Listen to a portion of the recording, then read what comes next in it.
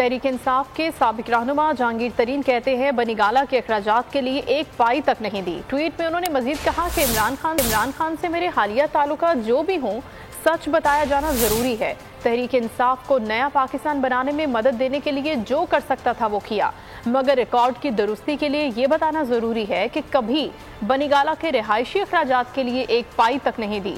तहरीक इंसाफ के एक और साबिक रहनुमा जस्टिस रिटायर्ड वजीउद्दीन ने यह इल्जाम आयद किया था कि इमरान खान का एक घर का खर्च चलाने के लिए 50 लाख रुपए माहाना दिया करते थे।